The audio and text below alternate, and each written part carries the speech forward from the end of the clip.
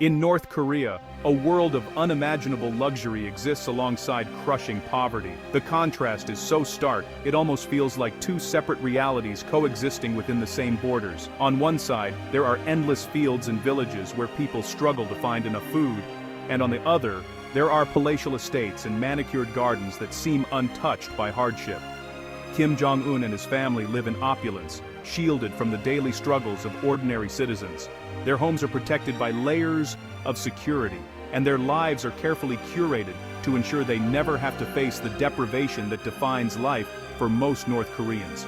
Their lives are filled with Western goods, Swiss watches, Dior handbags, and fleets of armored limousines. These items are not just for comfort, they are symbols of status, imported at great expense and often unavailable to anyone outside the ruling elite. These are not just personal indulgences, but calculated displays of power. Every possession, every imported luxury, is a reminder to the people of who holds true authority in the country. Every public appearance, every luxury accessory, is a message. The Kim family's untouchable. Their wealth is flaunted not just for their own enjoyment, but as a deliberate show of dominance over the population. Their palaces, private jets, and exclusive resorts are a universe away from the hardship faced by most North Koreans. These places are hidden behind high walls and guarded gates, inaccessible to all but the most trusted members of the regime. Imported delicacies and rare wines fill their tables, while the majority of the country faces food shortages. For the elite, every meal is a feast, a stark contrast to the empty markets and meager rations that define daily life for millions. This stark divide is the foundation of the regime's authority. The visible gap between the rulers and the ruled is not accidental. It is a carefully maintained system that keeps the population in awe and submission. The Kim dynasty lives above the law, above scarcity, and above the ideology they preach. While the people are told to sacrifice for the nation, the ruling family enjoys privileges that are unimaginable to the average citizen. Their gilded lifestyle is both a symbol and a tool of absolute power. Every chandelier, every gold-plated fixture, is a reminder of the distance between the rulers and the rule. It is a spectacle designed to reinforce their supremacy. The regime uses these displays to project an image of invincibility, making it clear that the Kim family's position is unassailable. In North Korea, luxury is not just a privilege, it is the very essence of the Kim family's rule. It is both a shield and a weapon, separating them from the people and ensuring their grip on power remains unchallenged. The world they inhabit is truly a world apart, built on the suffering and silence of millions. The Kim family's love of luxury is a tradition spanning generations, woven deeply into the very fabric of their rule. From the earliest days of their dynasty, opulence has not just been a preference, but a statement, a way to set themselves apart from ordinary citizens, and even from other elites. Kim Il-sung, the nation's founder, built palaces and filled them with foreign treasures, setting the standard for his successors. He surrounded himself with rare artifacts, imported furniture, and priceless art, creating an atmosphere of grandeur that was meant to impress both allies and rivals. These palatial homes were more than residences, they were symbols of absolute power and untouchable status. Kim Jong-il took this further, indulging in rare cognacs and gourmet foods, binding his inner circle with gifts of Western goods. His taste for luxury became legendary, with stories of lavish banquets, imported delicacies, and exclusive parties circulating among those lucky enough to be invited. For Kim Jong-il, luxury was not just personal pleasure, it was a tool to reward loyalty and cement his authority. For the Kims, decadence is a birthright and a tool of leadership. The trappings of wealth, gold-embellished rooms, sparkling jewels, and exclusive gatherings are carefully curated to reinforce the family's mystique and dominance. Every detail, from the cut of a suit to the shimmer of a chandelier, is chosen to project an image of unassailable superiority. Kim Jong Un, educated in Switzerland, has continued this legacy, embracing Western culture, technology, and high-end products. His years abroad exposed him to a world of luxury brands and modern comforts, influences that he brought back to North Korea. Today, he is often seen with the latest gadgets, designer watches, and custom-made vehicles, signaling both modernity and exclusivity. The message is clear. The Kim dynasty is a class apart, entitled to the world's best. Their access to exclusive resorts, private jets, and high-end venues is a constant reminder to their people and the world that they live by different rules. This separation is intentional, reinforcing the idea that the Kims are destined to rule above and beyond the reach of ordinary life. Now Kim Jong Un's daughter, appears in designer clothes, signaling the tradition will continue. Her public appearances are carefully staged, each outfit and accessory chosen to reflect the family's ongoing commitment to luxury. Even at a young age, she is being introduced to the world as the next link in this golden chain. She is being groomed from childhood to inherit not just power, but privilege.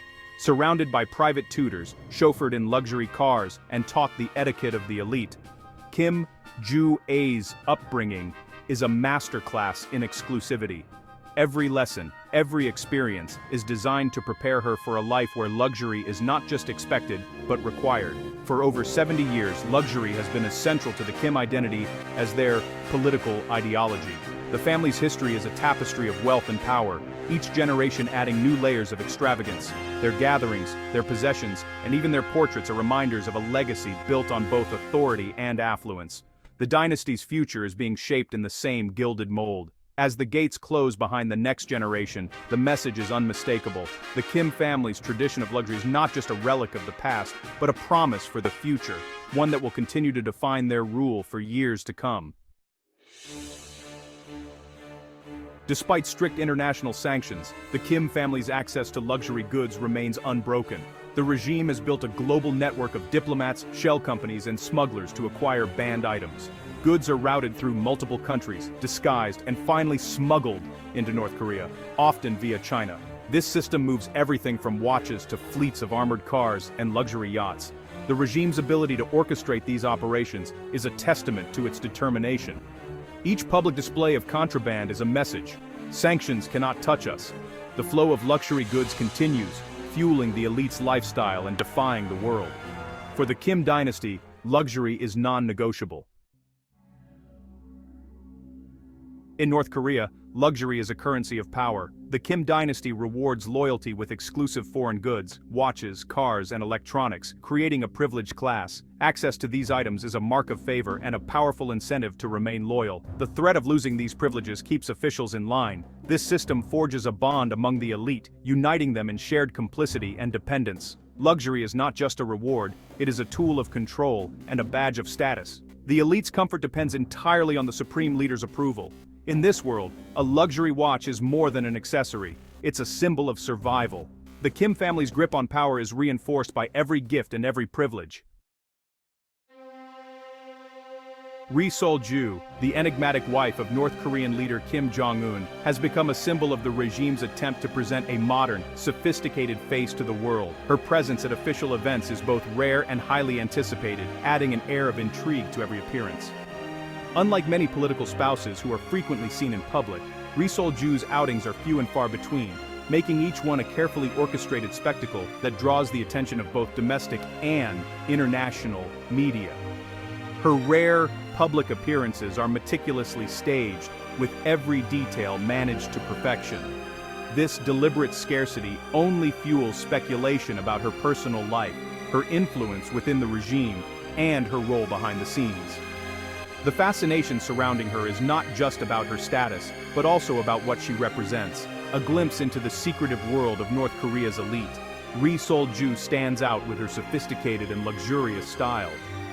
She's often seen carrying designer handbags from Dior and Chanel, and her custom-tailored outfits are a stark contrast to the modest utilitarian clothing worn by most North Koreans. Her fashion choices are not just about personal taste. They are a deliberate display of wealth and status, setting her apart from the general population.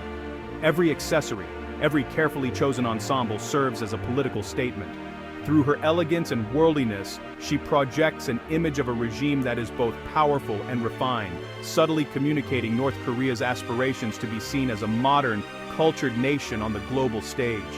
Behind the scenes, Ri Sol-ju enjoys a life of extraordinary privilege.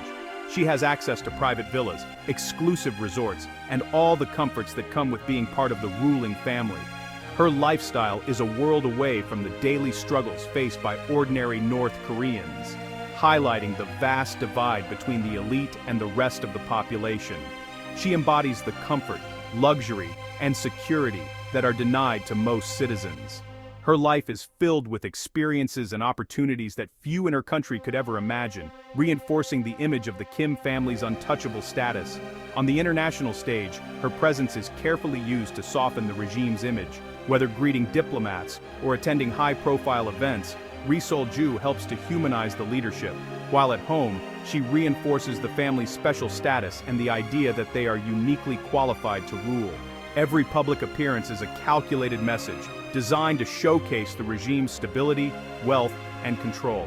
The grandeur of these events is meant to impress both the North Korean people and the outside world. Ultimately, Ri Sol-ju remains both a mystery and a key player in the ongoing narrative of the Kim dynasty. Her carefully crafted image is an essential part of the regime's strategy, blending glamour, secrecy, and power in equal measure. Kim Jong Un's daughter, Kim Ju-ai, is being introduced to public life in unprecedented ways. She appears at major events, dressed in designer clothes and expensive accessories. This early exposure to luxury signals her grooming for future leadership. The message, the Kim family's rule is hereditary, and privilege is part of the legacy. By normalizing opulence, Kim Jong Un is preparing his daughter to embody the dynasty's authority. Her presence is closely watched for clues about succession. Whether as heir or symbol, her upbringing in luxury is deliberate. She is learning to rule from within the same gilded world as her predecessors. The next generation of the Kim dynasty is being shaped in opulence. North Korea's propaganda denounces the West as corrupt and dangerous. Citizens are punished for consuming foreign culture, yet the Kim family indulges in the very luxuries they forbid. Kim Jong Un enjoys Hollywood films, NBA basketball, and Apple products. His palaces are filled with European furniture and French wine. This double standard is blatant. The elite enjoy what the masses are denied. Public events highlight the hypocrisy. Kim Jong Un in a Swiss watch, his sister with a French handbag. The regime's survival depends on maintaining this divide. The elite see Western luxury as their right, not a contradiction. The rules are for the people, not the rulers. This contradiction is central to the regime's power. In North Korea, privilege is the ultimate firewall. Sanctions were meant to pressure North Korea's elite by cutting off luxury goods. Yet, the Kim family's public displays of opulence reveal the strategy's failure. Smuggling networks adapt quickly, keeping the flow of banned items steady. Enforcement is inconsistent, with some countries turning a blind eye. The regime exploits these loopholes, making sanctions more symbolic than effective. If a luxury watch can reach Kim Jong Un, how can sanctions stop nuclear ambitions? The ongoing failure is a propaganda win for Pyongyang. The world is left questioning whether sanctions alone can ever bring real change. The Kim dynasty's embrace of luxury shows no sign of fading. Kim Ju-ai's public debut in designer clothes signals the tradition's future. Opulence is central to the regime's identity and power. As long as the Kims rule, the flow of high-end goods will continue. Smuggling networks adapt, and sanctions rarely bite. Each luxury item is a message of defiance and supremacy. The world watches for clues in every display of wealth. Only a fundamental change in North Korea's system could end this tradition. Until then, the palaces will remain, and the next generation will inherit the gilded cage. The contradiction at North Korea's core endures: luxury for the few, sacrifice for the many.